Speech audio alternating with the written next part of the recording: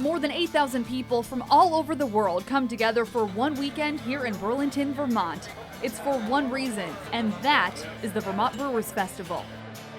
With 46 craft brewers invited to showcase their recipes and styles, including the rated best beer in the world, the festival has become a mecca for beer lovers.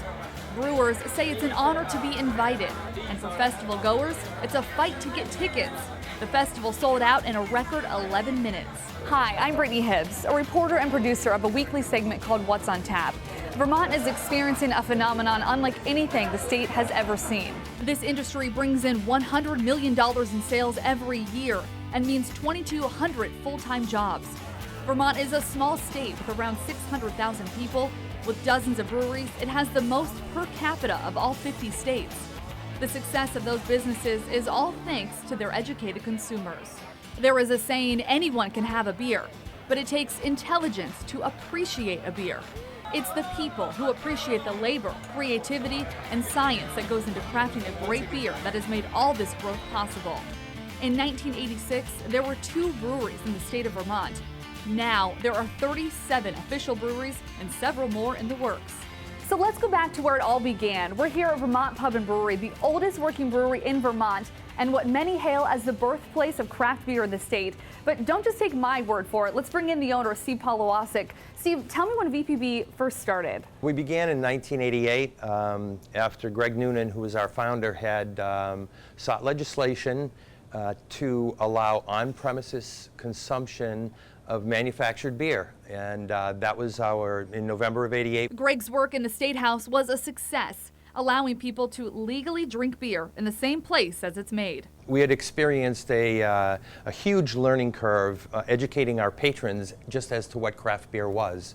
And it was a very exciting time. There's no doubt about it. We were the only guys on the block, and fast forward 25 years, we celebrated our 25th anniversary last year. Everybody's got craft beer, a lot of craft beer around town, and the awareness has grown, and we would like to think that a lot of it came from right here. Let's talk about Greg. Greg Noonan burst onto the scene in the early 80s, actually. He had written a book called Brewing Lager Beer, of which there was no comprehensive book at the time that explained the process of brewing and some of the chemical and technical analyses in brewing beer.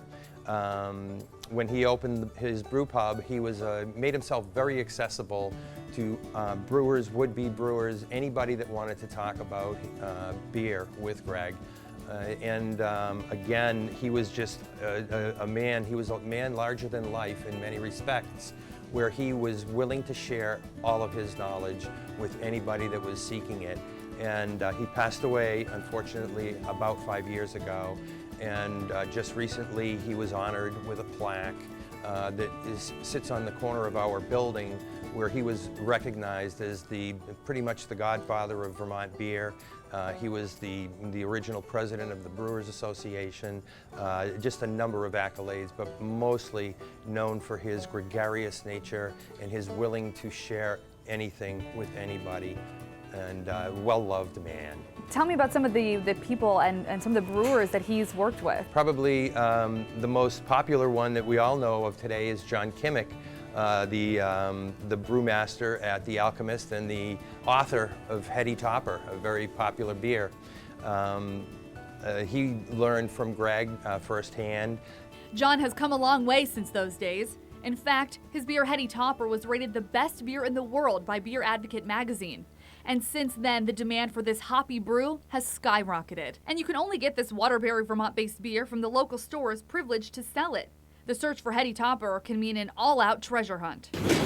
Meet Mateo. He's the guy you'll see driving the Heady Topper truck. So I asked to ride along with him to see just how crazy the Heady Topper following really is. It's been an insane phenomenon. Each week he delivers around 1,000 cases of Heady Topper, and store owners lucky enough to sell it describe it as gold. So I had to ask him, what is it about Heady Topper that has people going crazy? I think there's more people that understand beer, kind of like a wine. People are starting to understand that beer is like a wine. Those who need their Heady fix, they have no problem driving or waiting for hours to get it. 2.5 hours. Why? Because it's beer from the best brewery in the world. Alchemist owners John and Jen Kimmick occasionally hold pop-up tent sales for their devoted fans. I think any good word that we can bring to the Vermont brewing scene helps everybody. So it's a huge compliment. We love it. And we're just glad people like what we make. And it's not just the now world-famous Heady Topper that people are on a scavenger hunt to find. Many beers are only sold in Vermont, and some of them only in select restaurants or brew houses. Take, for example, Lawson's Finest Liquids. Owner and brewer Sean Lawson sets up shop at a local farmer's market where people from all over the country drive to get in line for his beer. And up in the hills of Greensboro, Vermont is Hill Farmstead. Owner and brewer Sean Hill almost always has a long line at his brewery, which would make sense. Hill Farmstead was named 2013's best brewery in the world by Rate Beer. That's the world's largest, most popular beer review and rating website, which is why the only way to try these rated world best beers is to visit the Green Mountain State. Someone sees this from, I don't know, Iowa, where I'm from, and they're like, hey, I want to try this Heady Topper.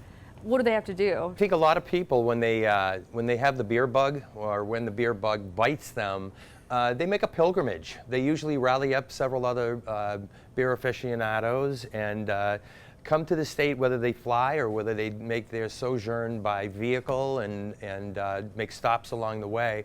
The ultimate destination being these small and hard to find breweries in Vermont.